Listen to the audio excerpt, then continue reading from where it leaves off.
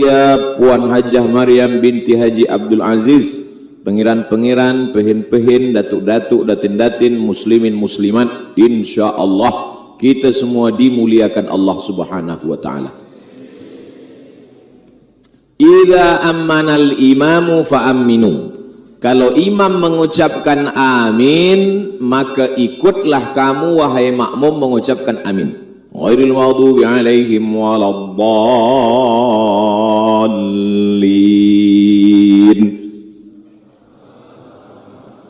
Tak boleh, imam belum. Ini itu mesti paham hadis. Idza amanal imam, imam dulu kata amin, baru makmum boleh amin. Boleh? Okey, kita ulang balik. Untung tak dalam sembahyang. Ihdinas siratal mustaqim, siratal ladzina an'amta 'alaihim ghairil maghdubi 'alaihim waladdallin.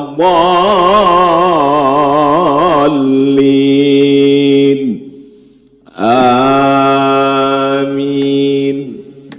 Itu baru betul. Idza ammanal imam fa aminu. Kalau imam sudah mengatakan amin, barulah makmum ikut mengatakan amin. Man wafaqa ta'minahu, siapa yang lafaz amin dia bersesuaian sejalan dengan lafaz amin malaikat, ghufira lahu ma taqaddama min dzambih, maka diampunkan segala dosa-dosa dia yang telah lalu. Itu hanya diperolehi oleh orang yang sholat berjamaah di masjid. Itu rahasia yang pertama. Sekarang banyak makmum ni dua salah dia. Yang pertama, dia tidak ikut imam, dia mendahului imam. Ghairil maghdubi alaihim waladdallin. Ini namanya makmum Valentino Rossi. Dia nak cepat aja. Yang kedua, dia tak ikut bersama makmum lain. Ghairil maghdubi alaihim waladdallin. Amin. Dia diam aja. Amin. Macam belum makan. Manakala selesai sembahyang, kita tanya kawan kita, tadi imam cakap amin, semua jawab amin, awak kenapa diam? Orang dah ramai dah. Oh, tidak begitu. Bukan kerana suara orang sudah amin. Ketika umat Islam mengatakan amin, yang paling dibenci orang kafir adalah mendengarkan lafaz amin. Orang beriman sedemikian ramai mengatakan amin. Panjang alifnya, panjang ya. Amin. Artinya istajib. Ya Allah, kabulkanlah ya Allah. Ihdinas siratal mustaqim, tunjukkan kami jalan yang lurus. Siratal ladzina an'amta 'alaihim, jalan yang pernah kau berikan kepada mereka 4 orang. Minan nabiyyin, nabi-nabi, was-siddiqin, orang yang benar, jujur, amanah, was-syuhada, orang yang mati syahid, was-salihin. Ghairil maghdubi 'alaihim, bukan jalan orang Yahudi, waladdallin, bukan jalan orang Nasrani. Maka seketika itu semua orang berkatakan amin. Bergoncang tiang arsy. Bangkit kemarahan orang kafir, menang orang beriman. Maka yang selama ini lemah, yang selama ini tak kuat mengatakan amin, selepas ini katakanlah amin. Adapun lafaz yang tak betul, salah. Waladdallin. Amin. Amin. Percayalah.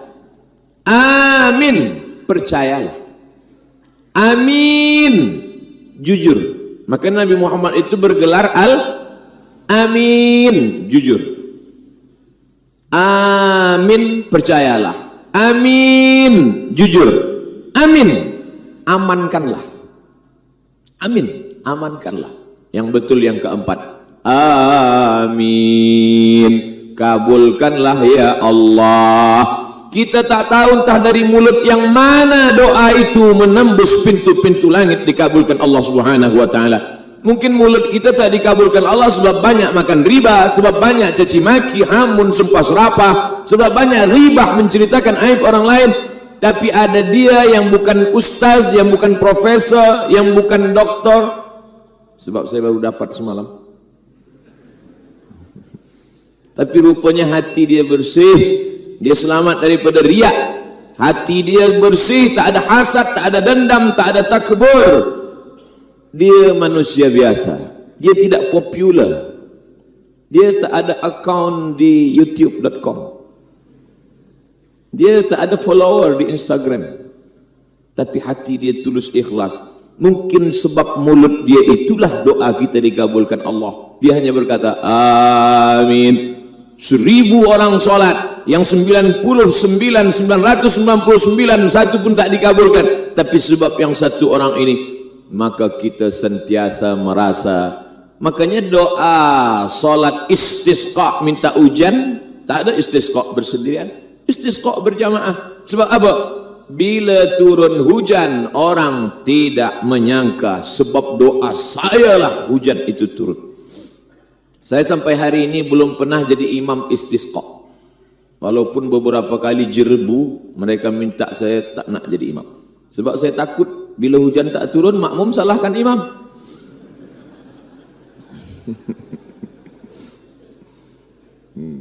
Tapi kalau makmum tu mengaji, dia faham, dia takkan salahkan. Sebab tak tahu entah dari mulut yang mana doa itu dikabulkan Allah. Maka berjamaah. Kalau hujan turun, dia tak, sebab saya lah maka hujan ini turun. Cuba kalau bukan saya yang imam, mana turun? Iya kalau turun, kalau tidak. Oleh sebab itu maka ini hikmah yang pertama. Sampai hikmah berapa Ustaz sampaikan malam ini? Saya tak tahu hikmah yang keberapa. 60 menit habis. Sesuai yang tertulis 600 ml. Lepas itu kita jawab soalan 15 menit. Lepas itu kita akan berdoa bersama-sama. Yang kedua,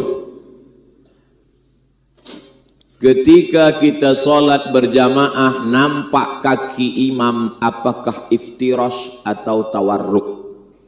Tawarruk, maaf beribu maaf cakap. Tawarruk rasa-rasanya tak boleh nak dicakapkan. Tapi kerana masalah fiqh saya sebut juga. Tawarruk dari kata warik. Warik, maaf kalau silap salah, maknanya punggung. Menempelkan ke lantai, maka disebut tawarruk. Yang kedua iftirash. Iftirash dari kata firash. Firash artinya tikar, menjadikan tapak kaki kiri menjadi tikar. Kita tak tahu apa itu duduk iftirash, apa itu duduk tawarruk. Dari mana kita tahu duduk ni duduk iftirash, duduk tawarruk? Dari mata menengok kaki imam. Makmum shaf pertama menengok kaki imam. Selama ini dia salah duduk iftirash dan tawarruk, dia betulkan sebab dia tengok kaki imam. Yang shaf kedua menengok kaki makmum shaf ketiga. Apa pula shaf ketiga? Shaf kedua menengok kaki makmum shaf pertama. Shaf ketiga menengok kaki makmum shaf kedua. Begitulah terus menerus. Maknanya apa? Dalam solat berjamaah tidak hanya tentang masalah doa amin, tapi juga belajar gerak-gerak solat. Sebab hadis Nabi hanya bercerita tentang kalimat, tapi bagaimana praktiknya nampak mata. Dari Nabi sembahyang ditengok sahabat, sahabat sembahyang dilihat tabi'in, tabi'in sembahyang dilihat tabi'in, tabi'in salat dilihat tabi'in, tabi'in salat dilihat imam mazhab salat dilihat muridnya, sampailah kepada guru-guru kita, sampailah kita sekarang. Mustahil orang yang solat berjamaah itu letak kakinya salah, kerana dia tasalsul birriwayat bisanad, dia tengok dengan kedua matanya sampai kepada Nabi Muhammad sallallahu alaihi. Maka tak boleh orang masuk Islam. Dari mana awak belajar solat masuk Islam?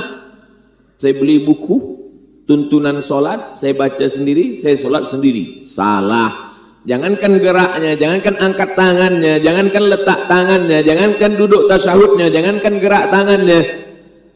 bacaannya pun pasti salah. Manakala dia buka Quran, dia tengok tulisan alif lam mim, alif lam mim, tulisan sama, bunyi beza. Alif lam mim dibaca alam nasrah, alif lam mim tidak dibaca alam, alif lam mim. Dari mana dia tahu beza alif lam mim dengan alam nasrah? Dari telinga mendengar imam. Oleh sebab itu mendengar bacaan imam, alhamdulillahi rabbil alamin, ha, ra, a. Di situ banyak orang salah. Ha, dipegang dada, tak bergetar dia, itu huruf ha. Tapi kalau dia bergetar, alhamdulillahi lillahi hi, dipegang dada bergetar, hi, ha besar. Kalau tak bergetar, ha kecil. Kalau sedang mengajar, gosok gigi dulu. Kita khawatir dua kemungkinan, kalau tak imam pingsan, makmum mati. Sebab itu maka ini adalah belajar. Maka orang yang niat solat berjamaah ke masjid, niat dia niat belajar. Man kharaja fi talabil ilmi, siapa yang keluar rumah dengan niat menuntut ilmu, fahuwa fi sabilillah, maka dia sama seperti orang yang berjihad fi sabilillah hatta yarji'a, sampai dia pulang ke rumah. Jihad, jihad, jihad, jihad. Subuh jihad, zuhur jihad, asar jihad, maghrib jihad, isya jihad, malam jahat. Tak betul. Mana aku pernah pergi jihad ke Rohingya? Aku tak pernah pergi jihad ke Uyghur. Aku tak pernah pergi jihad ke Palestin. Kenapa dapat pahala jihad? Sebab niat dia ke masjid bukan hanya solat berjamaah, tapi niatnya adalah belajar solat. Nabi, di bawah Nabi, sahabat, di bawah sahabat, tabi'in. Tabi'in tak berjumpa dengan Nabi. Kalau ada tabi'in berjumpa dengan Nabi, namanya sahabat. Datanglah tabi'in berjumpa dengan sahabat. Nama sahabat ini adalah Khabbab ibnul Arth. Khabbab ibnul Arth. Ya Khabbab, ya, engkau pernah sembahyang bersama Nabi? Ya, saya sahabat Nabi, ikut perang dengan Nabi, salat di Masjid Nabawi bersama Nabi. Oh, kata tabi'in, Nabi itu kalau salat mulutnya bergerak atau diam? Salat zuhur, salat asar, salat yang tak berbunyi. Kata tabi'in, sahabat Khabbab ibnul Arth menjawab, Nabi kalau salat mulutnya bergerak. Dari mana engkau tahu? Dari mana engkau tahu bahwa Nabi kalau salat itu mulutnya bergerak? Kata Khabbab, bittirabi lihyatih, aku tahu mulut Nabi bergerak sebab janggutnya bergoyang.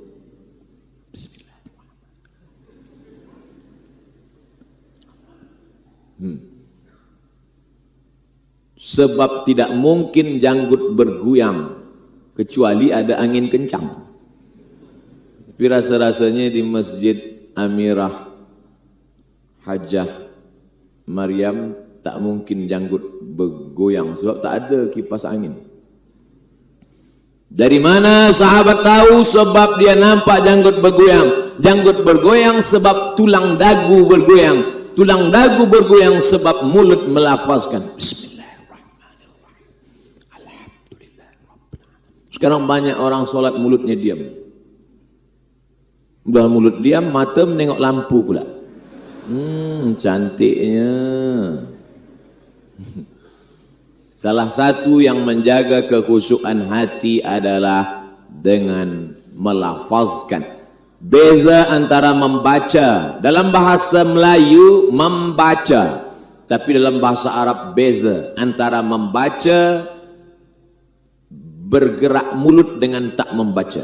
Kalau mulut membaca bergerak, Assalamualaikum, namanya qiraah. Tapi kalau baca mulut tak bergerak, mutala'ah.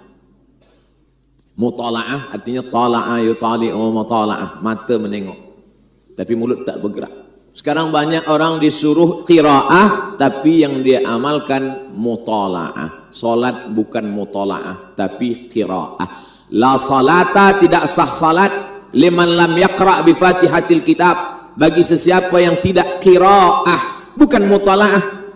Bukan mutalaah tapi qiraah. Makanya orang yang qiraah salat zuhur asarnya pasti lama. Bismillahirrahmanirrahim. Wadduha wallaili idza saja. Tapi janganlah dengar macam itu pula. Tapi jangan pula sampai pakai lagu macam qari. Bismillahirrahmanirrahim. Biasa, jangan terlampau cepat, jangan terlampau. Sebab bila kita baca di mulut pasti satu nafas satu ayat. Bismillahirrahmanirrahim. Tapi kalau tak dibaca di mulut, satu nafas, satu Fatihah.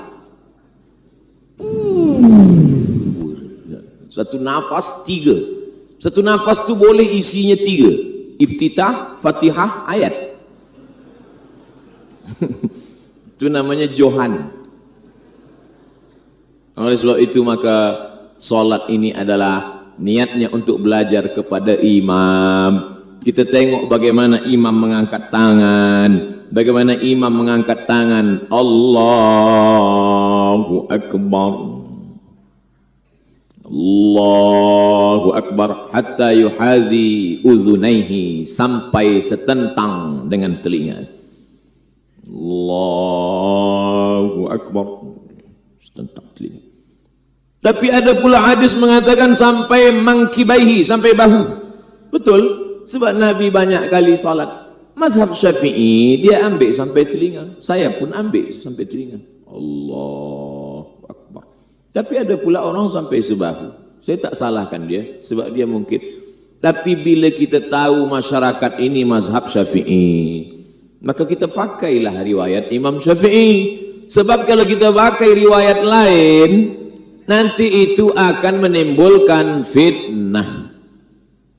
Tak boleh masuk jadi imam di masjid ini tetamu siapapun dia, walaupun jubahnya 3 lapis, walaupun sorbannya sebesar entah sebesar apa, tak boleh, kecuali imam itu yang mempersilakan dia. Ustaz Abdul Somad, sebab engkau dah dapat profesor semalam, majulah. Barulah boleh saya maju ke hadapan. Rupanya Abdul Somad yang dulu belajar mazhab Maliki di Maghribi dari tahun 2004 hingga 2006, balik 2007, maka dia bermazhab pakai Maliki Maghribi, dia pakai. Allahu Akbar. Nak tunjukkan dia beza. Aku bezalah dengan kamu sekalian. Tangan lepas ke bawah. Allahu Akbar. Niat hati dia nak tunjukkan bahawa dia faham mazhab Maliki. Tapi makmum di belakang dah berbisik-bisik. Ini profesor ni nampaknya ISIS ni. Menimbulkan fitnah. Jangan membawa mazhab lain kalau sampai di suatu komuniti yang bermazhab Syafi'i. Kami masyarakat Indonesia amnya bermazhab Syafi'i. Embassy, Indonesian Embassy di Rabat Maghribi. Masa solat tarawih kami pun menjemput Profesor Dr. Ahmad Ar-Ruki. Datanglah dia menjadi imam tarawih. Biasanya orang Maghribi ini kalau baca ayat dia baca qiraat warsh dan tiada pakai basmalah, tak ada bismillah. Dalam mazhab Maliki tak pakai bismillah. Alhamdulillahirabbil alamin, arrahmanir rahim, maliki yaumiddin. Mimnya pendek. Kalau ada hamzah di atas waw tak dia baca. Alladzina yuqimuna as-shalah, alladzina yu'minuna bil ghaib. Biasa bila dia jadi imam bersama orang Maghribi dia pakai qiraat warsh, dan bila dia menjadi imam dia pakai mazhab Syafi'i. Tapi malam itu di Indonesian Embassy dia jadi imam. Allahu Akbar. Bismillahirrahmanirrahim. Alhamdulillahi Rabbil Alamin. Selepas solat tarawih kami tanya, Syekh, kenapa pakai mazhab Syafi'i? Dia senyum, sebab kamu semuanya bermazhab Syafi'i. Aku tak ingin berbeza dengan kamu. Kamu penuntut ilmu faham, tapi orang yang lain ini tak faham, khawatir menimbulkan fitnah. Hari ini datang orang, dia pakai mazhab yang dia pelajari kerana ingin menunjukkan dia beza. Aku beza dengan yang lain. Oh, du'atul fitan, dakwah da'i-da'i yang membawa kepada fitnah.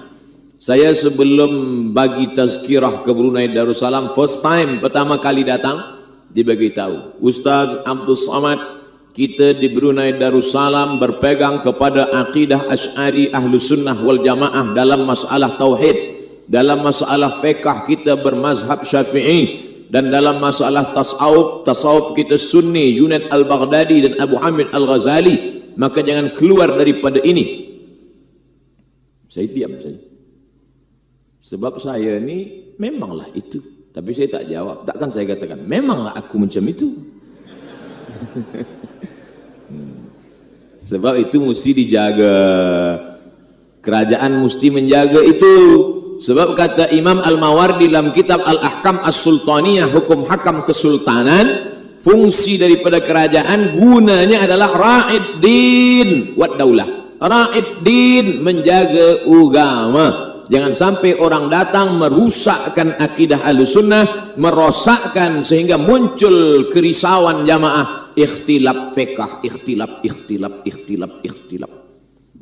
Alhamdulillah terjaga akidah Ahlussunnah wal Jamaah Abul Hasan Al-Asy'ari, fiqh 4 mazhab, Hanafi, Maliki, Syafi'i, Hambali, tapi kita pakai fiqh Syafi'i. Ini semua untuk menjaga umat. Maka dalam sembahyang pun begitu juga. Alhamdulillah imam-imam kita menjaga itu. Ketiga, malaikat selepas solat subuh, selepas solat asar ditanya oleh Allah Subhanahu wa taala. Allah bertanya bukan karena tak tahu. Orang kalau bertanya biasanya sebab dia tak tahu, tapi Allah nak tanya sebab Allah nak bagi tahu pada sesiapa sahaja yang tak tahu. Kata Allah bertanya kepada malaikat, malaikat, ya. Jadi malaikat ini ada 2, malaikat siang, malaikat malam. Dia pakai sip juga, sip A, sip B. Lepas sembahyang asar, malaikat naik. Allah bertanya, malaikat, ya. Masa engkau tinggalkan tadi, orang Jerudong buat apa? Kata malaikat, orang Jerudong ramai di masjid. Kenapa mereka ramai? Sebab mereka nak dengar tazkirah Profesor Dr. Abdul Somad. Masya Allah. Itu kata saya je lah. Tapi di tempat lain malaikat bertanya, ditanya oleh Allah Subhanahu wa taala, "Hai malaikat, ya, manakala engkau naik meninggalkan tugas malaikat malam, apa kerja manusia di bumi?" Mereka berkumpul ramai, ya Allah, penuh. Mereka nak berzikir dengan aku? Tidak. Mereka nak buat apa? Nak menengok bola sepak. Berapa banyak budak-budak muda belia dari pukul 4 hingga azan maghrib tak sembahyang. Hayya 'alas salah,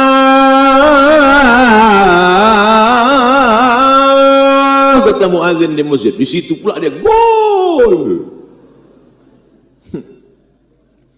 Orang yang solat berjamaah, maka dia sedang dibanggakan Allah kepada para malaikat.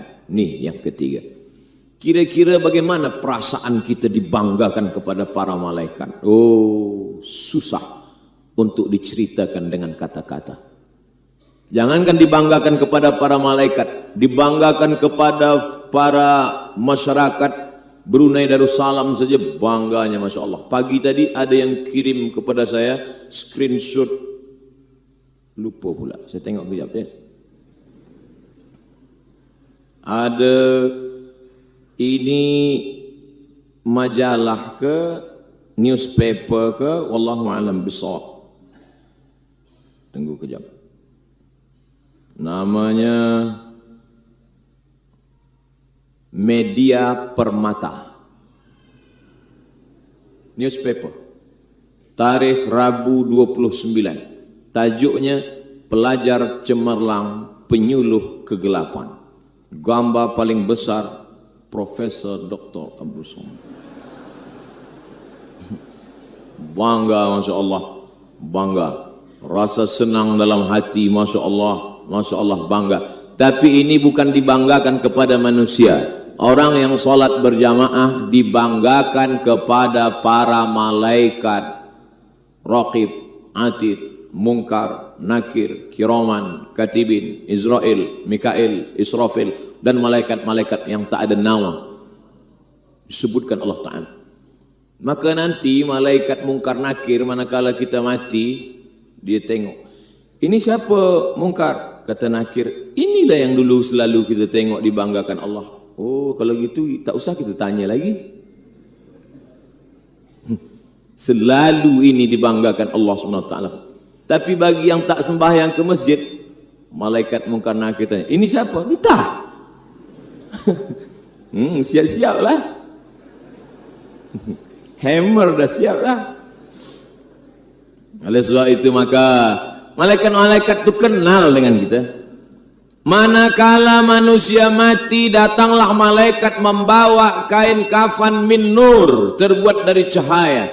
Turun malaikat membawa kain kafan dari nur, dari cahaya. Diambil ruhnya, diletakkan. Kemudian malaikat membawa masuk ke pintu langit yang pertama.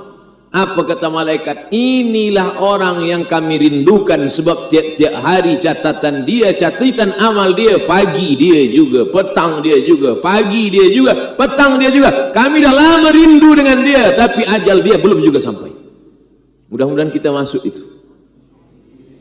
Tapi ada pula yang dirindukan oleh malaikat pengazab. Aku memang dah lama nak menghantam dia, gitu. Memang dah aku siap-siapkan dah, gitu. Oleh sebab itu yang belum juga sembahyang berjamaah ke masjid, sembahyanglah. Allahumma ballaghtu, Allahumma fashhad, sudah ku sampaikan ya Allah. Tak juga beriman kepada Allah, ku serahkan pada Engkau ya Allah. Malaikat-malaikat itu besar, Ustaz. Uli ajnihatin, bersayap, masna, 2 sayap, wasulasa, 3 sayap, waruba, 4 sayap. Bila dia letakkan sayapnya di ujung timur, yang satu sayap di ujung barat, maka habis dunia ini. Satu malaikat. Itulah maka malaikat itu terbuat dari nur. Andai malaikat itu terbuat dari kulit, dari daging, dari tulang, tak muat dunia ini. Sempit. Makanya malam Lailatul Qadar itu disebut dengan Lailatul Qadar. Qadar artinya sempit. Qudira alaihi rizquhu. Ada orang yang disempitkan rezekinya. Lailatul Qadar, malam yang sempit. Kenapa malam Qadar itu disebut malam yang sempit? Tanazzalul malaikatu warruh. Karena semua malaikat-malaikat turun beserta ruh. Makna ruh 2, kata ahli tafsir. Yang pertama ruh manusia. Yang kedua ruh Jibril alaihissalam. Maka dibanggakan Allah Subhanahu wa taala kepada para malaikat. Ini yang keempat. Pagi dibanggakan. Dulu waktu aku mau menciptakan manusia, apa kata malaikat? Ataj'alu fiha man yufsidu fiha wa yasfikud dima. Untuk apa kau ciptakan mereka ya Allah? Nanti mereka hanya akan berkelahi menumpahkan darah. Apa jawab Allah? Inni a'lamu ma la ta'lamun. Aku lebih tahu, kamu tak tahu. Inilah rahasianya wahai malaikat. Dulu yang kamu katakan mereka akan berkelahi menumpahkan darah, mereka akan berperang, mereka akan caci maki, mereka akan menikam. Hari ini kau saksikan mereka bersimpuh di rumahku, mereka berjamaah mengagungkan aku. Maka kita semua malam ini dibanggakan Allah Ta'ala kepada para malaikat. Yang penting istiqamah. Qul amantu billah tsumma istaqim. Masuk yang keempat. Assalamualaikum warahmatullahi. Assalamualaikum warahmatullahi. Kita biasa bersalam. Assalamualaikum. Assalamualaikum. Kalau sebelum sembahyang tadi dia tiada bersalaman, jadi sebelum sembahyang sebab lambat dia masuk ke dalam shop, tak sempat tengok kiri kanan, Allahu Akbar. Selepas sembahyang baru dia tengok, Datuk, pakcik, sunnah. Sebab dalam hadis, idzal taqal muslimani, kalau dua orang muslim berjumpa, wayal taqiyani, bertatap muka berhadap-hadapan, wayatasafahani, berjabat tangan, illa ghufira lahuma, diampunkan Allah dosa-dosanya. Maka bersalaman pertama kali berjumpa bertatap muka sunnah. Tapi kalau sudah bersalaman sebelum sembahyang jumpa di pintu sudah bersalaman, selepas sembahyang dia salam lagi, mubah. Bukan kata Abdul Somad, Imam Nawawi dari kalangan mazhab Syafi'i. Kalau sebelum sholat dia belum bersalaman, selepas sholat dia bersalaman, sunnah. Kalau sebelum sholat dia sudah bersalaman, selepas sholat dia salaman lagi, mubah. Jangan terbalik. Nanti keluar dari masjid ditanya orang, apa hukum bersalaman selepas sholat? Mubah ke sunnah? Aku pun lupa pula. Sebelum sholat sudah salaman, selepas sholat salaman lagi, mubah. Sebelum sholat tak ada salaman, selepas sholat baru bersalaman, sunnah. Kata Imam Nawawi. Yang tak boleh itu sedang sholat salaman, itu tak boleh. Ada orang sholat ni dia tak tengok tempat sujud, dia tengok sebelah. Datuk, sihat Datuk? Batal sholat. Mungkin orang yang buat macam tu dua je. Pertama budak kecil, yang kedua mu'alaf baru masuk Islam. Mu'alaf dia tak belum tahu, dia sangka sembahyang tu boleh bersalaman. Bila ada orang macam itu, maka kita maafkan. Boleh jadi dia khilaf, dia tersilap, dia tersalah. Makna yang keempat apa maknanya? Dengan bersolat berjamaah di masjid kita sedang bersilaturahim. Man ahabba ayyubsata lahu fi rizqi, siapa yang mau dilapangkan rezekinya, dibanyakkan rezekinya, wa yunsa'alahu fi atharihi, dipanjangkan umurnya, falyasil rahimahu, hendaklah dia menyambung tali silaturahim. Sambung balik silaturahim. Sekarang ada orang menyambung tali silaturahim di kafe. Masuk 2-3 lagu. Silaturahim apa ni? Menyambung silaturahim di mall. Menyambung silaturahim di tempat maksiat. Na'udzubillah. Namanya baik, tapi perbuatan itu tak baik. Awak ni sedang apa? Saya sedang mencuci. Oh, mencuci baik. Tapi mencuci maaf dengan air kencing, dengan air najis. Mana boleh? Mencuci dengan air najis, kain yang bersih pun menjadi najis. Na'udzubillah. Maka tidak ada jalan silaturahim yang paling baik kecuali yang keempat, di masjid. Alhamdulillah. Di mana awak berjumpa dengan dia? Anak kita bertanya kepada kita, ayah. Ya anak, ya Ananda. Di mana ayah dulu berjumpa dengan kawan ayah pakcik ini? Ayah dengan pakcik ini dulu kenalnya di masjid. Sedap kita bercerita di masjid.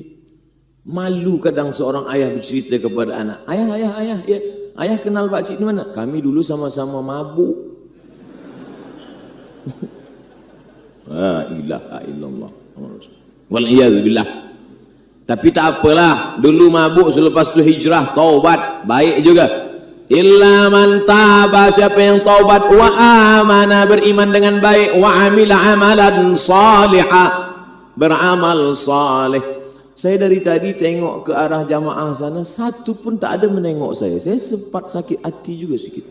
Kenapa jamaah ni nak tengok ke sini? Rupanya ada gambar lebih besar dan lebih handsome di sana. Hai. Masya Allah, tabarakallah. Oleh sebab itu maka dengan menengok muka, menengok wajah, kita tahu dari tatapan matanya, dari tatapan mata jendela jiwa. Jiwa ini dari matanya kita tahu. Ustaz Abdul Somad, ya, saya tengok mata Ustaz. Kenapa? Mengantuk lah. Saya tengok Ustaz ni kurang rehat lah, kata jamaah. Oleh sebab itu maka kita mesti banyak-banyak bersilaturahim. Kadang kita ni lemah. lemah, letih, tak ada semangat. Tapi bila orang datang, ramai, bangkit semangat. Banyaklah jamaah bila nengok saya sebelum bagi tazkirah, dia bisik ke telinga saya, Ustaz sehat? Sanggup bagi tazkirah? Dalam hati saya, tengok aja lah nanti. Ini bukan kuasa kita, ini bukan kekuatan kita, ini adalah kekuatan orang banyak. Yang akan aku sampaikan ini kalam Allah, firman Allah. Yang akan ku sampaikan ini sabda Rasulullah SAW. Yang akan aku jumpai ini adalah hamba-hamba Allah. Tempat aku berpijak bumi Allah. Maka apa yang menghalangi aku untuk menyampaikan itu semua? La haula wala quwata illa billah. Ini bumi Allah. Tapi walaupun begitu kita tetap ikut aturan perundang-undangan internasional. Ini memang bumi Allah, tapi masuk tetap bawa paspor. Jangan nanti orang datang dari luar Malaysia, Indonesia, datang dari Thailand, ditanya, mana paspor? Ini bumi Allah. Mana boleh? Ayo bacakan pula ayat. Lillahi ma fis samawati wa ma fil ard. Langit dan bumi punya Allah. Mesti faham. Kita hidup di dunia. Dunia ni ada aturan, ada perundang-undangan, ada international law. Kita ikuti itu. Nah, ini semua kebaikan-kebaikan, banyak-banyak bersilaturahim. Kenapa kita tengok orang sakit? Sebab orang sakit ini sedang down, sedang lesu, sedang letih, sedang takut, sedang cemas. Datanglah kita menengok dia. Saya pernah tengok orang yang sudah tua, lama sakit, terbaring di rumah sakit. Tapi manakala saya datang, saya ajak dia bercerita tentang Kaherah. Umur dia mungkin 50, 60, 70. Tapi dia dulu belajar Kaherah. Saya datang, saya tanya, Ustaz, macam mana dulu Kaherah? Dia bercerita, dulu masa saya di Kaherah, saya kenal sini, bangkit semangat dia. Isteri anak dia pun heran. Ayah sihat balik. Selama ini dia terbaring saja di rumah sakit, di hospital. Selepas itu dia balik terbaring di bilik. Tapi selepas kami datang menengok, melawat dia, dia bangkit semangat. Dia duduk di bilik tetamu, cerita sampai akhirnya kami balik. Artinya apa? Dengan bersilaturahim akan membangkitkan semangat. Makanya kita cerita dengan orang sakit itu, Ustaz Abdul Somad, ya, kata doktor saya ni tak lama lagi matilah Ustaz. Jangan takut, doktor tu tak mati, sehat. Maka kita menengok orang sakit ni, kita bangkitkan semangat dia. Bila kita silaturahim ni, kita bangkitkan spirit hidup dia. Jangan kita pula menakut-nakuti dia. Pak Cik, saya tengok kalau macam ni rasanya tak sampai hari Jumaat. Macam mana? Oleh sebab itu maka kita bangkitkan semangat. Begitu juga dengan solat berjamaah. Assalamualaikum warahmatullahi wabarakatuh. Assalamualaikum warahmatullahi wabarakatuh. Sehat, sehat. Alhamdulillah. Saya mungkin sihat ini sebab banyak berjumpa dengan orang. Macam-macam orang saya jumpa. Bentuk macam-macam. Assalamualaikum Ustaz. Waalaikumsalam. Macam-macam cara salam. Ada begini, ada begini, ada begini, ada pula begini, lepas tu begini. Macam-macam manusia saya jumpa. Yang penting dia doakan kita. Saling mendoakan. Ustaz Abdul Somad, doakan saya ya. Doakan juga saya. Doa berdoa. Kita tak tahu entah dari mulut yang mana doa ini mengguncang tiang aras, menembus pintu-pintu langit. Ustaz Abdul Somad, doakan saya. Ustaz Abdul menangis, dia meleleh air mata. Ustaz Abdul Somad, bila nanti engkau masuk ke dalam surga, kau tak tengok aku, cari aku di neraka ya. Awak kenapa yakin betul masuk neraka? Kita mesti yakin masuk surga. Semua umat Muhammad SAW pasti masuk surga. Tak perlu diaminkan. Sebab bukan doa. Nabi berkata, man qala la ilaha illallah Muhammadur Rasulullah dakhalal jannah. Adapun tuan-puan yang mengaminkan tadi, dia mengaminkan ingin supaya diri dia masuk surga, terus saja masuk surga. Semua jamaah masjid Jerudong masuk ke dalam surga. Tiba-tiba dia tengok, mana kawan aku dulu? Kenapa dia tak datang? Dia pesawat dia tak direct, transit. Lama pula tu.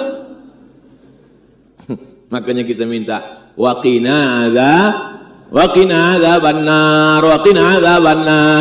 Maka banyak-banyak jalin silaturahim. Silaturahim melapangkan hati, silaturahim memurahkan rezeki, silaturahim memanjangkan umur. Mana boleh umur bertambah, Ustaz? Idza jaa ajalum, kalau ajal sudah sampai, la yastakhiruna sa'atan wa la yastaqdimun. Kalau ajal sudah sampai tak boleh ditambah, tak boleh. Tapi tengok ayat lain, yamhullahu ma yasha' wa yuthbit.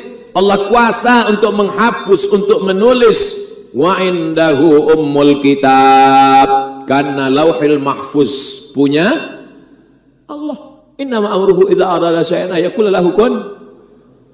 Dua jawaban Syekh Muhammad Mutawalli Sya'rawi tentang umur boleh bertambah dengan silaturahim. Bolehkah silaturahim ini menambah umur? Kata Syekh Muhammad Mutawalli Sya'rawi, dua jawaban dalam kitab Al-Fatawa Al-Kubra. Yang pertama, umur boleh bertambah karena lauhil mahfuz punya Allah. Yang kedua, umur tak bertambah. Yang sudah ditetapkan di lauhil mahfuz 50, tetap mati 50. Silaturahim pun tetap 50. Apanya yang bertambah? Barokah. Barokahnya bertambah. Kita ingin nih hidup ini barokah. Ada orang rezekinya banyak tapi tak barokah. Ada orang sikit tapi barokah. Puan-tuan nak mana? Rezeki banyak barokah atau sikit tak barokah? Kita nak banyak barokah pula. Makanya manakala kita berdoa salamatan fid din wa afiatan fil jasad wa barakatan rizki, umur ada barakah. Makanya kalau ada anak yang nikah kita doakan barakah. Barakallahu lakuma wa baraka alaikuma wa jama'a bainakuma fi khair. Ada anak akikah kita doakan barakah. Barakallahu laka fil mauhub wa syakartal wahib wa ruzikta birrahu wa balagha asyuddahu. Itu doa untuk anak akikah. Ini sekarang banyak orang akikah anak dia tak nak datang. Tuan, esok anak saya akikah datang ya. Saya tak boleh makan kambing lah. Saya ni jangankan makan kambing, baru tengok kambing dah naik kolesterol. Apa ni? Datang, jangan makan. Bacakan doa saja. Barakallahu laka fil mauhub wa syakartal wahib wa ruzikta birrahu wa balagha asyuddahu rabbana hab lana minas shalihin. Saya tak hafal doanya Pak Ustaz. Tak usah bunyikan. Baca pakai doa bahasa Melayu. Ya Allah jadikan dia anak yang soleh penghafal Quran. Awak doa apa tadi? Adalah rahasia saya dengan Allah lah. Sebab bila dia tahu, oh awak tak hafaz doa. Doa pakai bahasa kita sahaja. 5. Oh lama lagi. 20 minit lagi. Yang kelima adalah selepas kita bersalam, lalu kemudian astaghfirullah, astaghfirullah, astaghfirullah. Agak panjang. Astaghfirullahalazim. Lebih panjang. Astaghfirullahalazim alladzi la ilaha illa huwal hayyul qayyum wa atubu ilaih. Lebih panjang lagi. Allahumma anta rabbi la ilaha illa anta khalaqtani wa ana 'abduka wa ana 'abdika wa 'abdika wa sa'tu'aduka min syarri ma sana'tu abu laka bi ni'matika alayya wa abu bi dhanbi faghfir li fa innahu la yaghfiru dzunuba illa anta. Kalau dibaca subuh, mati siang, tak ada jarak antara dia dengan surga kecuali kematian. Dibaca petang, asar atau lepas maghrib atau lepas isya, mati dia malam, tak ada jarak antara dia dengan surga kecuali kematian. Oleh sebab itu kita amalkan. Man lazimal istighfar, siapa yang melazimkan istighfar, ja'alallahu lahu min kulli dhiqin makhraja. Setiap kesempitan hidupnya diberikan Allah kelapangan. Wa min kulli hammin faraja. Setiap kesusahannya akan diberikan kemudahan. Wa razaqahu min haitsu la yahtasib. Diberikan jalan rezeki dari yang tidak disangka-sangka. Kadang bila kita tak sembahyang di masjid, sembahyang sendiri nak cepat saja. Assalamualaikum warahmatullahi wabarakatuh. Assalamualaikum warahmatullahi wabarakatuh. Macam ayam nampak beras. Tapi bila di masjid kita berhenti. Astagfirullah, astagfirullah, astagfirullah, astagfirullahalazim, astagfirullahalazim alladzi. Kawan-kawan pun heran. Awak biasa kalau sembahyang sendiri lepas main pergi. Tadi kenapa lama? Saya tak boleh keluar lah. Macam parking. Tak boleh keluar cepat. Oleh sebab itu apa maknanya? Maka dengan berjamaah doa kita, istighfar kita. Allahumma antas salam wa minkas salam wa ilaika ya'udus salam. فحينا ربنا بالسلام وأدخلنا الجنة دار السلام تبارك ربنا وتعالى يا ذا الجلال والإكرام إلهنا أنت مولانا سبحان الله. Imam baca pelan, makmum pasti ikut pelan. Subhanallah, subhanallah, subhanallah, subhanallah, subhanallah. Makmum pasti ikut pelan. Coba kalau sembahyang sendiri. Semua. Han. Kata malaikat, aku nak tulis apa ni? Tapi kalau kita berjamaah, imam pelan, subhanallah. Tapi janganlah pula pelan betul. Ada juga setengah imam ni, subhanallah, walhamdulillah. 3 tahun baru selesai. Subhanallah, subhanallah, subhanallah, subhanallah. Subhanallah wa bihamdihi daiman qa'iman abadan. Alhamdulillah. Alhamdulillah rabbil alamin ala kulli halin wa fi kulli halin wa ni'matin. Allahu akbar. Allahu akbar, Allahu akbar. Ala bidzikrillahi tatma'innul qulub. Kadang waktu subuh dia pakai pula tahlil. Afdalul dzikri fa'lam annahu la ilaha illallah. La ilaha illallah. Menguatkan hati kita.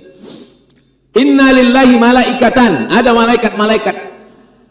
Malaikat ini tak ada nama. Bukan Mikael, bukan Israfil, bukan Israel, bukan Munkar, bukan Nakir, bukan Malik, bukan Ridwan, bukan Raqib, bukan Atid, bukan Kiraman, bukan Katibin. Siapa nama dia? Tak ada nama. Inna lillahi malaikatan. Ada malaikat-malaikat.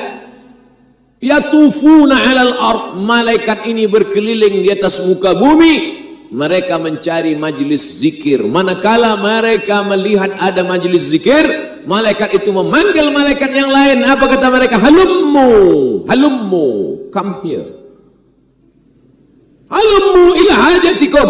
Marilah kemari, inilah hajat yang kamu cari dari tadi. Sebab mereka ingin mencari majlis zikir.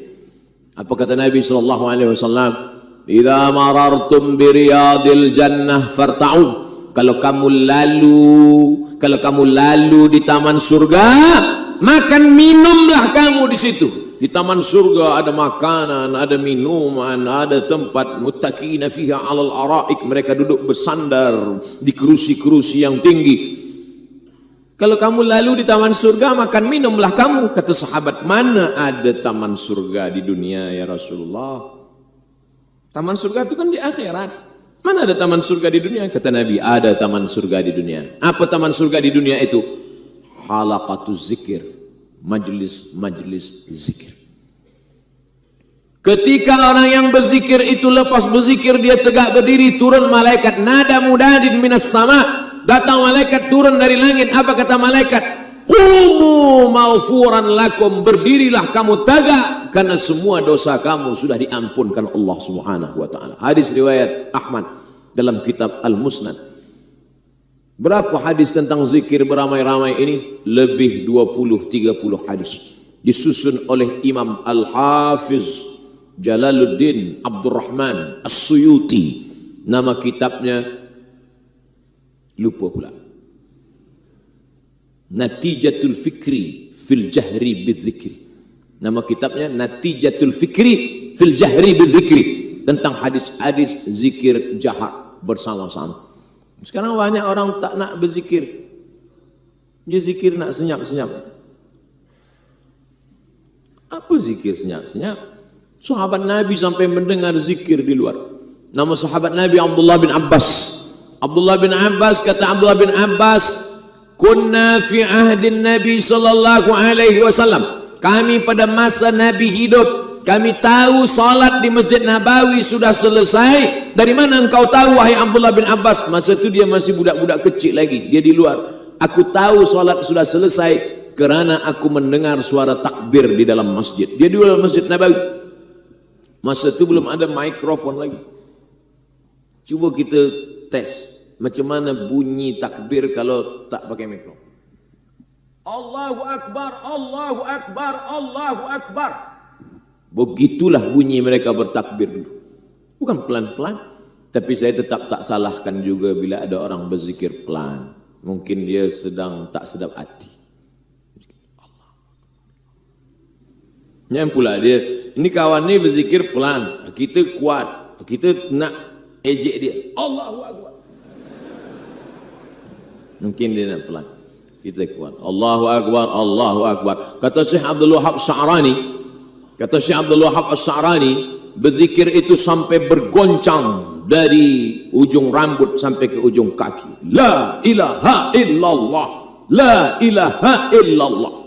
Zikir kuat, mengusir hantu setan, semua lari mendengar zikir.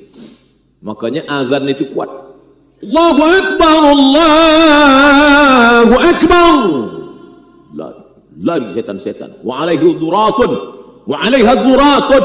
Durat, maaf. Durat artinya kentut. Kalau berbunyi durat, kalau tak berbunyi fusak. Itu hebatnya bahasa Arab. Berbunyi tak berbunyi pun ada. Tapi tak ada bahasa Arab berbau tak berbau, tak ada. Hebat bahasa Arab. Saya tengok dalam bahasa Indonesia, bahasa Melayu sama je, nak berbunyi tak berbunyi sama.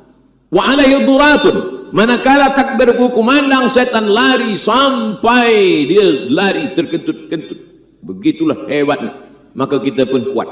Maka kalau ada orang mengatakan berzikir dengan Allah itu pelan, ni ayatnya.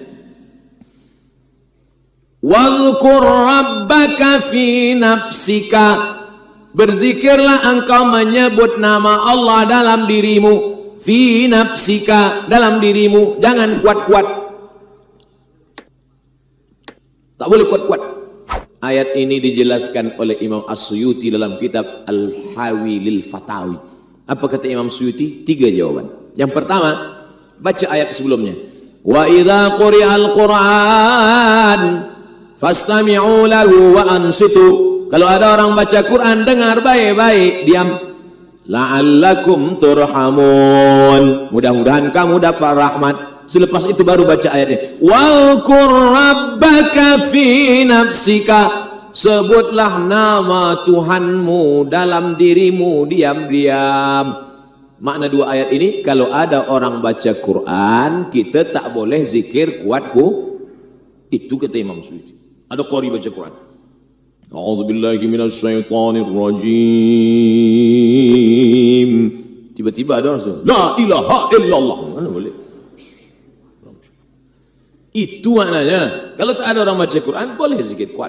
2. Zikir kuat itu untuk menghalau hantu setan.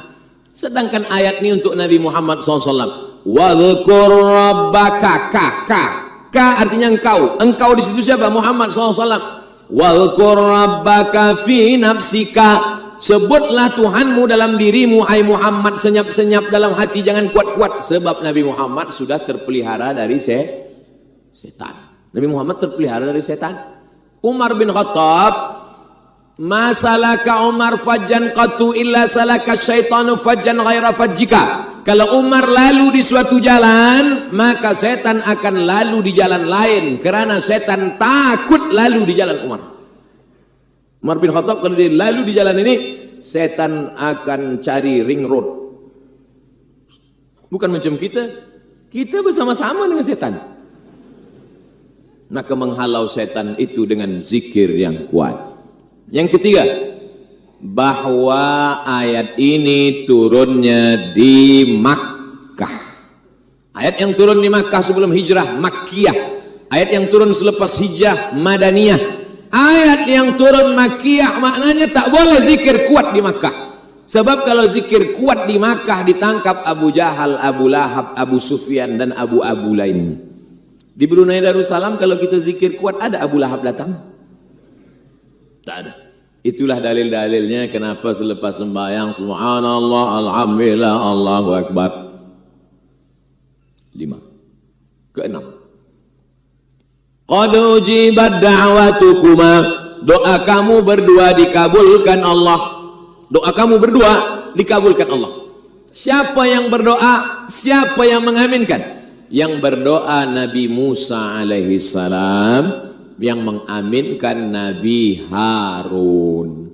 Ya Allah, tolonglah kami akan menghadap Fir'aun. Amin, kata Harun. Itulah mengapa imam berdoa, makmum mengaminkan. Allahumma inna nas'aluka salamatan fid din. Amin. Wa afiatan fil jasad. Amin. Wa ziyadatan fil ilmi. Amin. Wa barakatan fil rizqi. Amin. Sekarang banyak orang selepas sembahyang dia tak berdoa lagi. Assalamualaikum warahmatullahi wabarakatuh. Nampak kenapa tak berdoa? Doa yang lama pun belum kabul, Ustaz. Oh, kita tak tahu sembahyang kita yang lama-lama dulu pun kita tak tahu entah diterima Allah entah tidak. Kenapa kita tetap sembahyang hingga malam ini? Begitu kata Umar bin Khattab. Aku tak tahu doaku ini diterima Allah atau tidak, tapi aku tetap berdoa kerana doa adalah ibadah. Doa mukhul ibadah. Doa itu otaknya ibadah. Beza kita dengan haiwan otak ini. Maka otak daripada ibadah kita ini adalah doa. Orang yang tak berdoa ini sombong. Nabi Muhammad SAW malam Jumat 17 Ramadan tahun 2 Hijrah esok akan menghadapi pasukan Abu Sufyan. Dia angkat tangannya ke atas. Sampai surban. Biasanya orang kalau surban dia ditengkuk, jatuh surban dia. Biasanya dia ambil surban ke atas. Tapi Nabi SAW malam itu berdoa sampai subuh. Sorban dia jatuh, dia tak peduli. Datang Abu Bakar Siddiq menaikkan sorban ke tengkuk Nabi. Apa kata Abu Bakar? Hasbuka ya Rasulullah. Cukuplah ini ya Rasulullah. Engkau pasti ditolong Allah. Doa engkau dikabulkan Allah. Mengapa engkau berdoa juga lagi? Nabi Muhammad yang dijamin Allah. Wala sawfa yu'tika rabbuka fatarda. Apapun yang kau mau akan diberikan Allah. Tetap juga berdoa hingga subuh. Kita, kenapa kita tak berdoa? Padahal Nabi SAW dijamin Allah, ditolong Allah, tetap juga dia berdoa sampai subuh. Nabi kalau berdoa, Nabi Nabi ke atas mimbar, Nabi ke atas mimbar. Baju Nabi itu lengannya besar, maka manakala dia angkat kedua tangannya, jatuh lengan itu ke bawah, nampak ketiak Nabi. Sahabat yang di bawah menengok, apa kata sahabat? Ra'aitu bayadha ibtayhi. Aku tengok Nabi mengangkat tangan sampai nampak putih ketiak Nabi. Salah satu kehebatan Nabi Muhammad SAW, tapak tangannya atyabu min rihil miski, lebih harum daripada semerbak kasturi. Dan Nabi ketiaknya putih. Beza dengan kita pipi pun hitam. Makanya banyak orang baru berjumpa dengan Nabi, belum Nabi berkata, dia sudah bersyahadat asyhadu an la ilaha illallah wa asyhadu anna Muhammad Rasul. Nampaknya nurun nubuah. Kita nengok kita, na'udzubillah ya mah. Tak sama kita dengan Nabi.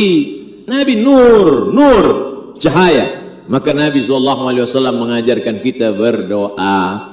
Nabi pernah naik ke atas mimbar. Mimbar Nabi itu 3 saja. 1, 2, 3. Amin kata dia. Amin kata dia. Amin kata dia. Sahabat heran. Apa ni ya Rasulullah? Amin 3 kali. Amin. Kata Nabi, aku mendengar, kamu tak mendengar. Aku memandang, kamu tak memandang. Apa yang kau dengar? Apa yang kau pandang? Tadi Jibril datang. Jibril baca 3 doa. Ba'dan liman adraka Ramadan falam yughfarlah. Celaka orang yang jumpa dengan Ramadan tapi doanya tak dikabulkan Allah, dosanya tak diampunkan Allah. Amin. Jibril berdoa, Nabi mengaminkan. Ba'dan liman adraka walidahul kibara ahaduma aw kilahuma falam yudkhilahul jannah. Celaka orang yang jumpa dengan ibu bapanya sampai tua tapi dia tak berbakti hingga dia tak masuk surga. Amin. Jibril berdoa, Nabi mengaminkan. Ba'dan liman dzukirta wa lam yusalli 'alaika. Celaka orang yang manakala disebut namamu tapi dia tak berselawat kepadamu. Amin. Makanya bila disebut nama dia semua jamaah berselawat. Allahumma salli ala sayyidina Muhammad wa ala alihi wa sahbihi wa barik wa sallim. Apa maknanya? Nabi Harun mengaminkan doa Musa, Nabi Muhammad mengaminkan doa Jibril, maka mengaminkan doa imam adalah sunnah. Imam berdoa, aminkan. Ustaz, saya tak aminkan doa imam. Kenapa? Saya tak dengar. Imam biasanya berdoa, kita dengar. Saya beberapa kali sembahyang di Brunei Darussalam, saya dengar ini. Allahumma afina fi jasadina, Allahumma afina fi baladina, Allahumma aslimna, Allahumma sallimna wa sallimil muslimin, Allahumma ansur ikhwanana al-mujahidin fi Falastin. Maka kita aminkan. Lalu kemudian dia tutup pula dengan Al-Fatihah. Membaca Al-Fatihah sebelum berdoa, di tengah doa, di ujung doa, itu adalah salah satu bentuk wasilah. Ya ayyuhalladzina amanu taqullah, hai orang yang beriman, takutlah kepada Allah. Wabtaghu ilaihil wasilah, bertawassullah kamu dengan wasilah. Kita tak mungkin terus saja kepada Allah, mesti kita ada wasilah. Apa wasilah kita? Wasilah kita dengan membaca Al-Fatihah. Hadisnya sahih dalam Sahih Bukhari. 3 orang masuk ke dalam gua. 3 orang masuk ke dalam gua. Turun hujan, dia duduk. Datang batu menutup pintu gua. Kata yang satu, ya Allah, bukakanlah pintu gua ini berkat sedekahku. Terbuka. Yang satu lagi, ya Allah, bukakan pintu gua ini kerana aku pernah berbakti kepada ayah dan bundaku. Terbuka. Ya Allah, bukakanlah pintu gua ini sebab aku pernah diajak berzina tapi aku tolak. Terbuka. Itulah dalil boleh bertawassul dengan amal soleh. Maka kita bertawassul dengan membaca Al-Fatihah. Bagian dari tawassul. Itulah 6 rahasia yang tersembunyi di balik keutamaan fadilah solat berjamaah. Kalau ada ustaz lain yang menyampaikan 10, 15, berarti ilmu dia lebih banyak daripada Abdus Somad. Mudah-mudahan yang saya sampaikan malam ini bermanfaat buat saya, buat kita semua, menjadi bekal untuk menghadap Allah Subhanahu wa taala. Amin ya rabbal alamin.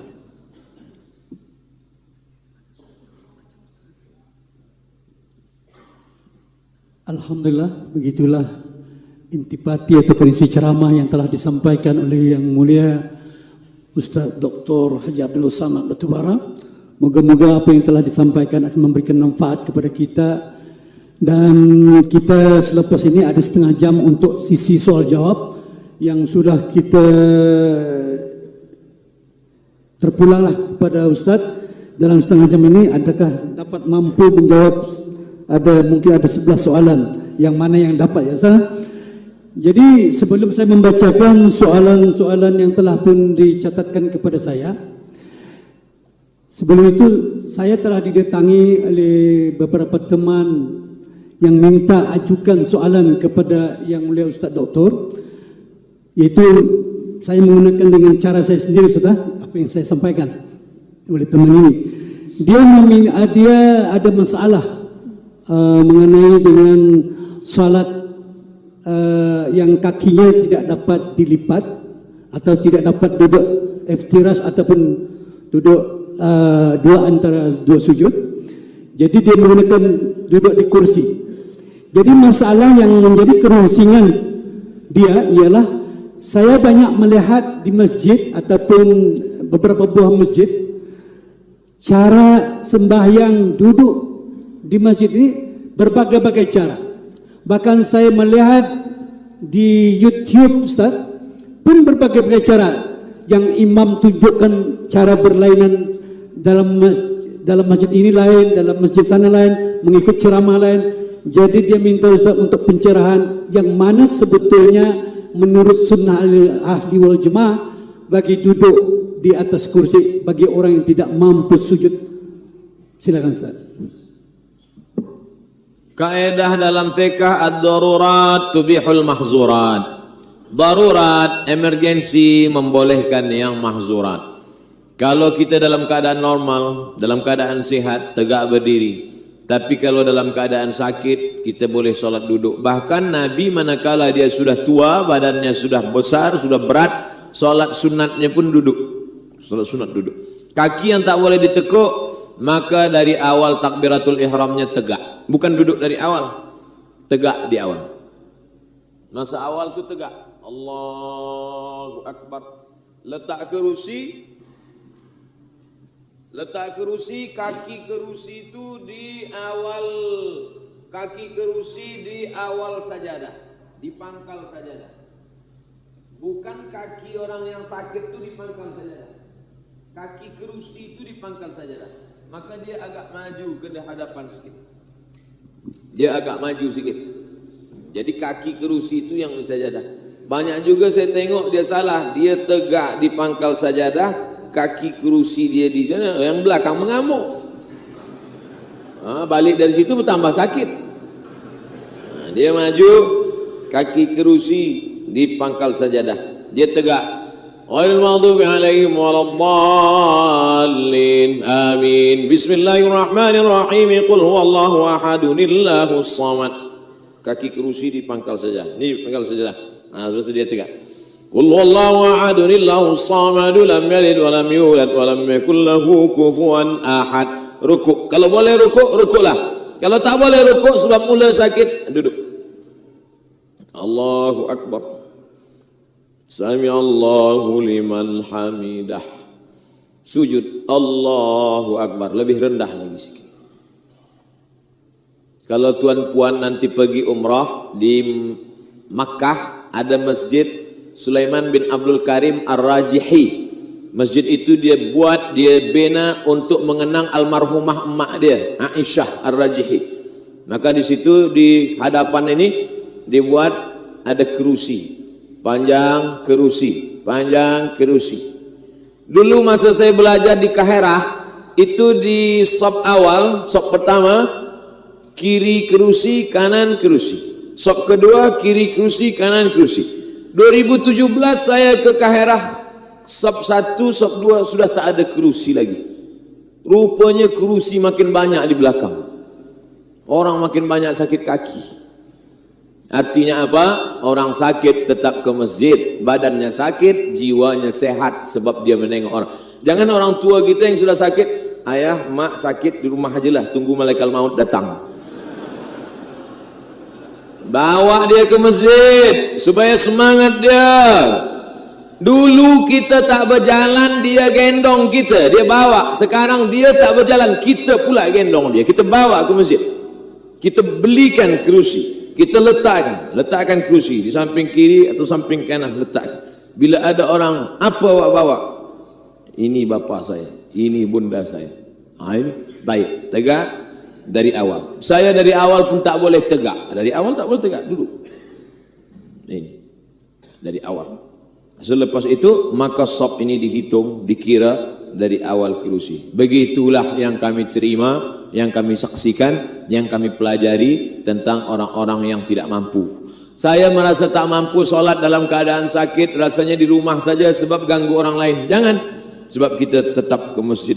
Tak boleh tegak, duduk. Tak boleh duduk di kerusi, duduk di lantai.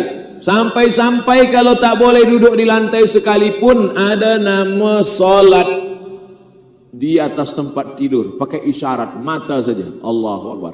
Hadapkan ke arah kiblat. Allahu Akbar. Mata pun tak juga boleh, baru kita sembahyangkan ramai-ramai.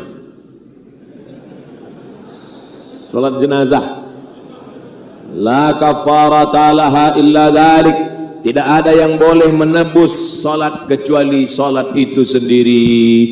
Saudara mara kita yang sedang berada di hospital tak boleh salat karena doktor berkata jangan kena air, sebab bila dia kena air dia akan sakit tulang, dia akan sakit, dia akan demam.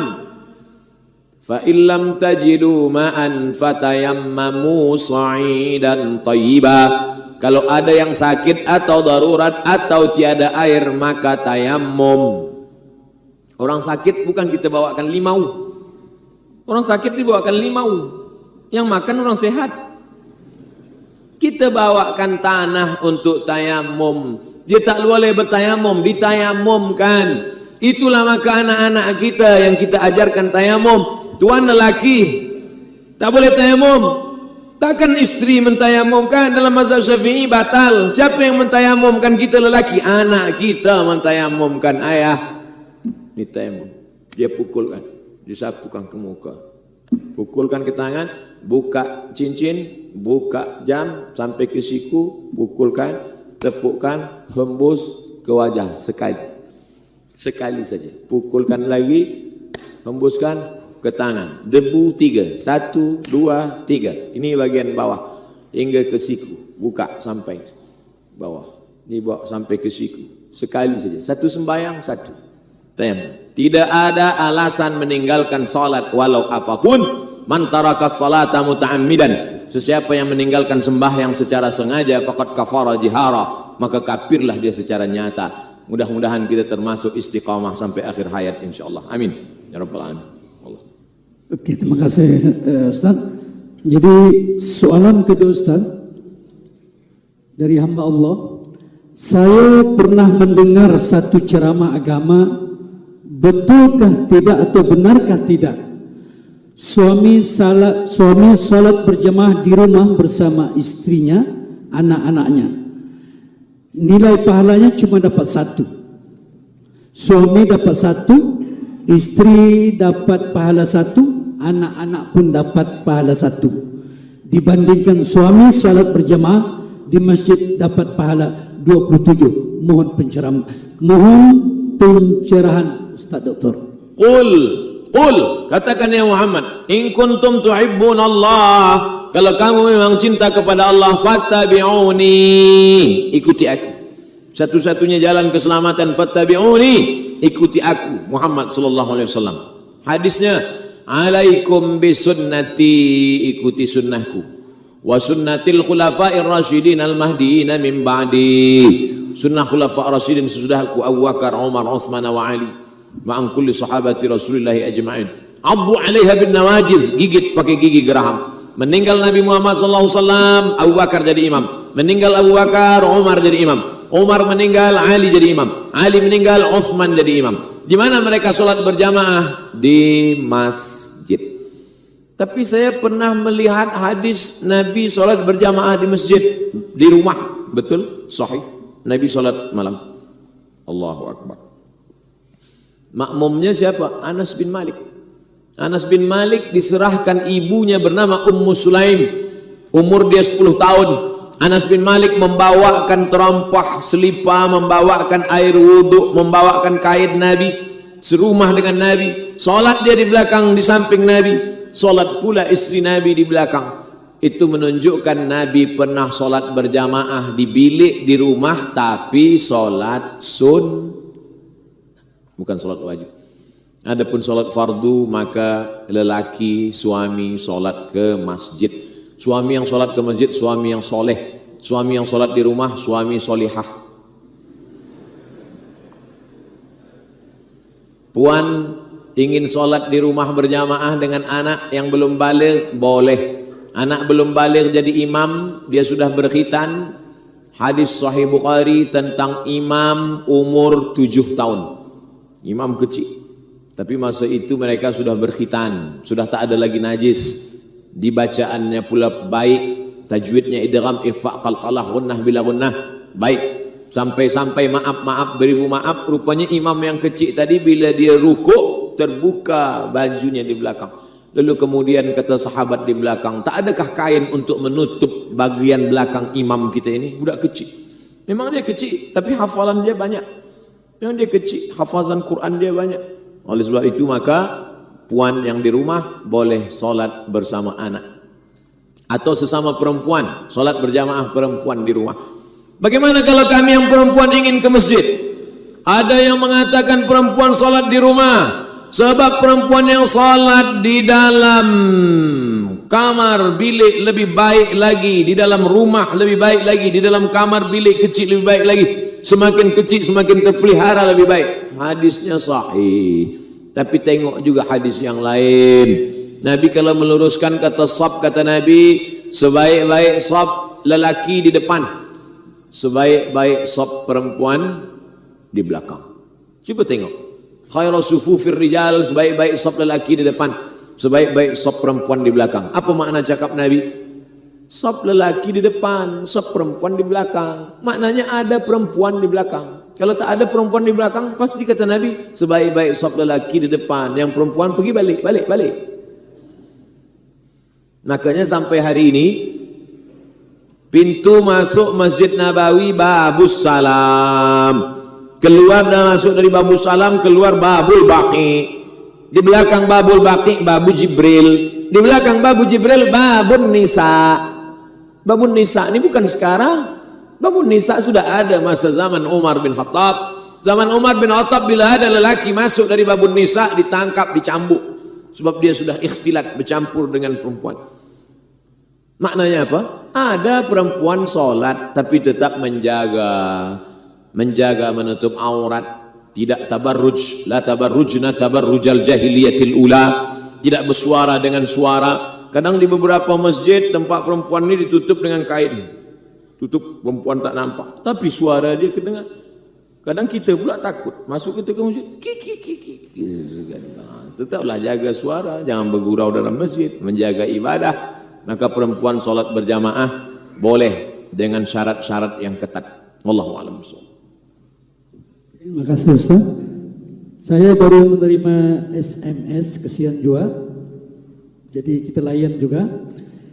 Jadi maaf, saya mewakili bagi pihak Muslimah Masjid Al-Amirah Al-Hajjah Maryam, Kampung Jeludong.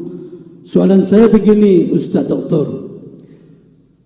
Istri yang menjaga salatnya, istri yang menjaga ibadah puasanya, istri yang mentaati suaminya, apabila suaminya bersalat berjamaah di masjid, apa yang suaminya dapat dari Allah, yakni ganjaran pahala, istrinya juga akan dapat sama, yakni ganjaran pahalanya dari Allah.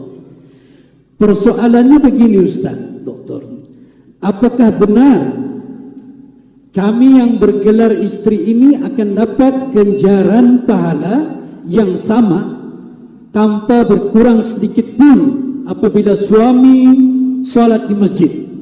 Karena saya pernah mengamati satu ceramah dalam YouTube yang bergelar Profesor menjelaskan hal ini bersandarkan dengan hadis baginda Rasulullah sallallahu alaihi wasallam.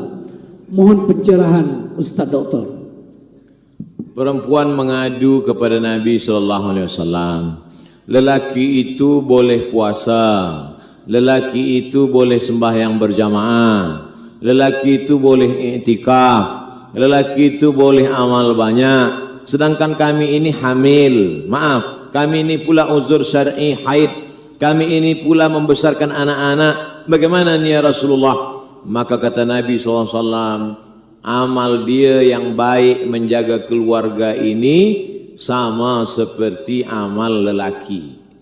Itulah yang disyarahkan oleh ulama. Hadis yang pendek inilah yang disyarahkan oleh ulama, bahwa perempuan mendapatkan amal yang sama. Man ala thalatha banatin, siapa yang membesarkan, memandikan, menyuapkan, menjaga anak 3 perempuan, fa'addabahunna, dia didik dengan baik-baik, diajarkan cara makan, diajarkan cara pakaian, kanan dulu, buka kiri dulu, diajarkan cara doa, masuk kaki kiri, keluar kaki kanan.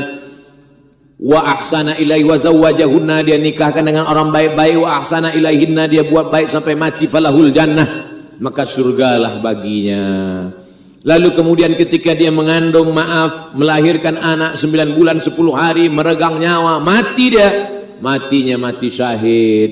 9 bulan 10 hari meregang nyawa, mengandungkan anak, menyusukan, bernilai ibadah, bernilai ibadah, mendapatkan pahala ibadah. Maka perempuan-perempuan yang maaf hamil, jangan malu. Ini awak anak yang keberapa? Yang ke-7. Apa ini tahun hamil? Ibadah. Ada ibadah putus, salat selepas mati putus, baca Quran selepas mati putus. Idza matal insan, kalau manusia mati, hadis riwayat Muslim, inqata'ah, putus. Tapi ada yang tak putus. Mana dia? Waladun salihun, anak yang soleh yang terjaga di tengah malam berkata, Rabbighfirli wali walidayya warhamhuma kama rabbayani shaghira. Husnu taba'ulil mar'ati li zawjiha, husnu taba'ulil mar'ati li zawjiha, perempuan yang baik menjaga keluarganya, kehormatan suaminya, maka dia sama mendapatkan pahala kebaikan-kebaikan. Beruntung bertuah. Mudah-mudahan tuan puan senantiasa menjaga ini sehingga Allah Ta'ala melimpahkan rahmat, maghfirah, ridha dan kebaikan-kebaikan. Amin ya rabbal alamin. Soalan seterusnya Ustaz. Assalamualaikum Prof.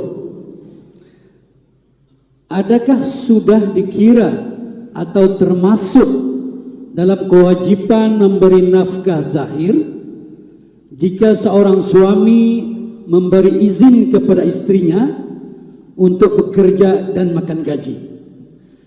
Di samping itu, suami tadi juga telah membelikan sebuah kereta kepada istrinya dengan cara bayaran ansuran, yakni hutang, dalam tempoh masa dan dengan kadar bayaran yang tertentu. Silakan Ustaz. A'udzubillahi minasyaitonirrajim. Waqarna fi buyutikunna. Itu hukum asal perempuan. Waqarna fi buyutikunna. Wahai perempuan, kamu mesti menetap di rumah, tak boleh keluar rumah. La yaqluwanna rajulun ma'a imra'atin illa ma'a dhi mahramin. Kalau perempuan keluar rumah tak boleh berdua-dua. La tusafiranna ma'a imra'atun illa ma'a dhi mahramin.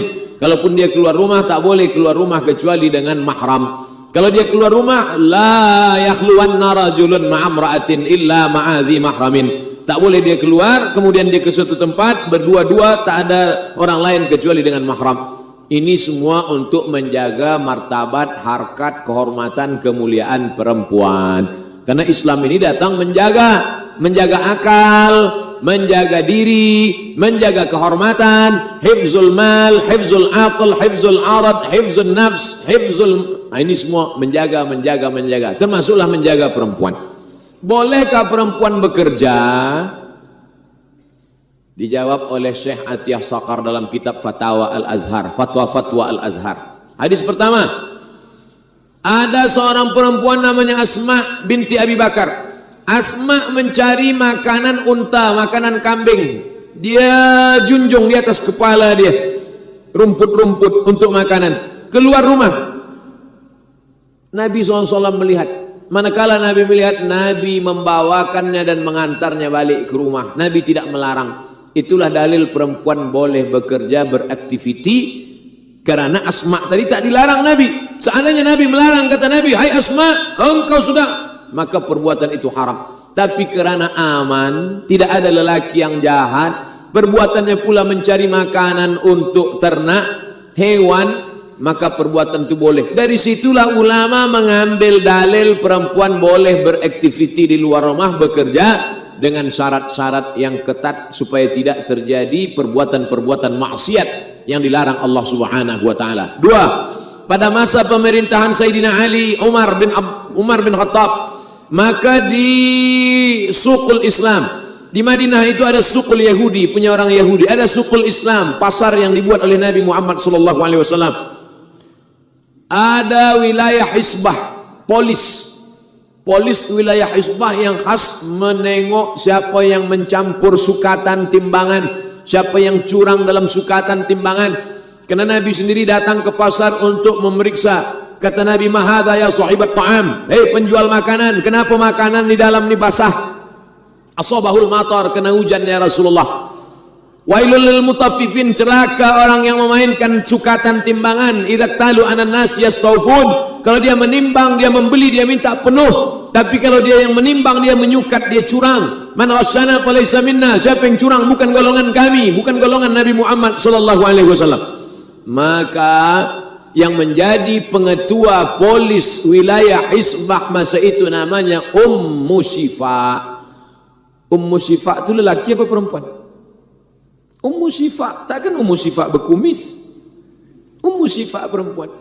Itulah dalil perempuan boleh beraktiviti, tapi dengan syarat yang ketat. Syarat yang pertama, la tabarrujna tabarrujal jahiliyatil ula, tidak bersolek-solek jahiliyah. Syarat yang kedua, la yakhluwanna rajulun ma'a imra'atin, tak boleh berdua-duaan dengan lelaki yang tak mahram. Syarat yang ketiga, tak boleh dia musafir dengan lelaki yang tak mahram. Syarat yang keempat, hendaklah dengan izin walinya. Kalau suami ada maka izin suaminya. Syarat yang kelima, la yadribna bi arjulihinna, dia tak pukulkan kakinya ke lantai.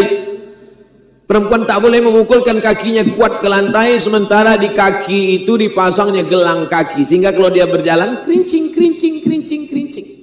membuat lelaki memandang, keluar biji mata lelaki menengok gelang kaki.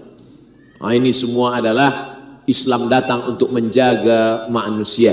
Islam bukan cuma berzikir, Islam bukan cuma salat, tapi Islam menjaga kehormatan, kemuliaan perempuan. Puan-puan bersyukur kepada Allah dengan banyak berselawat. Allahumma salli ala Sayyidina Muhammad wa ala ali Sayyidina Muhammad, karena dialah yang sudah mengangkat kemuliaan, kehormatan, kemuliaan perempuan. Wallahu a'lam. Alhamdulillah. Jadi mungkin ini soalan yang terakhir Ustaz. Baik. Yang lainnya tidak sempat mungkin. Jadi bagaimana pula kedudukan perempuan yang belum bersuami? Adakah lebih afdal salat di rumah atau di masjid? Silakan Ustaz. Tentang perempuan sholat di rumah atau di masjid, kalau tidak menimbulkan fitnah, hukum dia boleh di masjid, jaiz, mubah. Tapi kalau menimbulkan fitnah, elok dia sholat di rumah.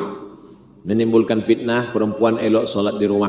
Tapi kalau dari maghrib ke isya ada tazkirah, ada soal jawab, lelaki ramai, perempuan pula ramai, maka elok dia datang ke masjid. Atau di university, perempuan ramai, lelaki pun ramai, ada tazkirah, maka elok. Tapi kalau di suatu kawasan tempat sunyi, lelaki pula hanya beberapa orang, dia pula bersendirian berdua, maka elok dia di rumah. Adapun lelaki, maka lelaki bukan perkara mubah. Tapi lelaki, Nabi SAW selepas salat, Nabi memandang ke belakang, Nabi tanya, asyahidun fulan, mana si fulan, asyahidun fulan, mana si fulan, kenapa dia tak datang salat berjamaah? Layan tahiyanna, mereka yang tak datang salat berjamaah berhenti, jangan ulang lagi. Kalau tetap mereka tetap tidak datang salat berjamaah, la uharriqanna alaihim buyutahum, aku akan bakar rumah mereka, kata Nabi SAW. Lalu kemudian turun pula ayat, Nabi menjadi imam pada perang namanya salat khauf. Salat khauf, Nabi tetap menjadi imam. Pada saat perang, genteng, nyawa di ujung tanduk, datang musuh mau membunuh, memanah, menombak, maka tetap ada salat namanya salat khauf. Salat khauf disusun dua barisan. Pertama imam maju ke hadapan, saf pertama salat, saf kedua menjaga dengan tombak, dengan pedang, dengan panah. Selepas itu salam, saf yang kedua maju ke hadapan, saf yang di hadapan mundur ke belakang, maka bergantian. Nabi imam jadi imam dua kali. Itu menunjukkan pada perang sekalipun tetap solat berjamaah, apalagi dalam keadaan aman dan damai. Mudah-mudahan kita istiqamah solat berjamaah insyaallah. Amin ya rabbal alamin. Terima kasih Ustaz. Jadi mohon maaf bagi yang mengantar soalan-soalan tidak dapat dikemukakan karena masa yang terhad. Jadi untuk menutup acara, kita mempersilakan yang mulia Ustaz Dr. Haji Abdul Samad untuk menutup dengan membacakan doa mengambil berkah pada majlis pada malam ini. Ala hadhihi niyyah wa kulli niyatin salihah. Al-Fatihah. A'udzu billahi minasy syaithanir rajim. Bismillahirrahmanir rahim. Alhamdulillahi rabbil alamin arrahmanir rahim maliki yaumiddin. Iyyaka na'budu wa iyyaka nasta'in. اهدنا الصراط المستقيم صراط الذين أنعمت عليهم غير المغضوب عليهم ولا الضالين آمين. اللهم صل على سيدنا محمد وعلى آل سيدنا محمد. اللهم إنا نتوسل إليك بحق محمد صلى الله عليه وسلم والنبيين والصديقين والشهداء والصالحين. Kami mohon kepada Engkau ya Allah dengan kemuliaan Nabi Muhammad sallallahu alaihi wasallam, dengan kemuliaan surah Al-Fatihah, Antu yassir lana umurana, mudahkan segala urusan kami, urusan dunia dan akhirat. Wa tuballigh maqasidana, sampaikan segala maksud tujuan hidup kami dan tujuan mati kami mencari ridhamu ya Allah. Wa anta dafa'an al-ghala wal waba wal fahsya wal riba waz zina wal munkar. Jauhkan negeri kami, jauhkan negeri tempat kami mencari nafkah, jauhi negeri tempat kami berusaha, jauhkan negeri tempat kami lahir dan besar, jauhkan negeri tempat kami hidup dari segala malapetaka, bencana, musibah ya Allah. Allahumma ja'al abna'ana wa banatina min hufazil Qur'an wal hafizat. Jadikan anak cucu keturunan kami menjadi para penghafaz Al-Quran. Allahumma ja'alhum minal mujahidin fi sabilik bi amwalihim wa anfusihim. Jadikan mereka anak-anak yang menolong agamamu di masa akan datang dengan nyawa dan harta serta kuasa mereka ya Allah. Rabbana ighfir lana dzunubana, ampunkan dosa kami, wali abaina, ayahanda kami, wali ummahatina, ibu kami, wali azwajina, pasangan hidup kami, wali zurriyatina, anak cucu keturunan kami, wali masyayikhina, tuan-tuan guru kami, wali man hadarana, semua yang hadir di majlis ini, wali man ghaba anna, yang tak dapat hadir karena udhur syar'i, wali ikhwanina alladzina sabaquna bil iman, saudara-saudara kami yang sudah mendahului kami dengan iman. Allahumma ja'al quburahum rawdatan min riyadil jinan. Jadikan kubur mereka salah satu dari taman-taman surgamu ya Allah. La taj'al quburahum hufratan min hufarin nar. Jangan kau jadikan kubur mereka salah satu dari lubang neraka-Mu ya Allah. Allahumma barik lana fi arzaqina, berikan berkah pada rezeki kami supaya kami boleh berwakaf, berinfak dan bersedekah ya Allah. Allahumma ij'alna ma'al ladzina yastami'una al-qawla fayattabi'una ahsanah. Jadikan kami orang-orang yang mendengarkan tazkirah yang baik kemudian mengiringinya dengan amal-amal saleh yang baik.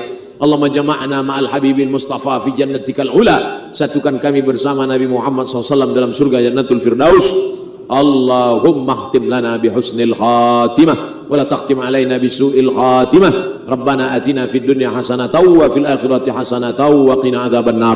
Wa sallallahu ala sayyidina wa maulana Muhammad wa ala alihi wa sahbihi wa sallam walhamdulillahi rabbil alamin. Taqabbalallahu minkum minna wa minkum taqabbal ya karim. Terima kasih segala perhatian, mohon maaf segala kekhilafan. Wassalamualaikum warahmatullahi wabarakatuh.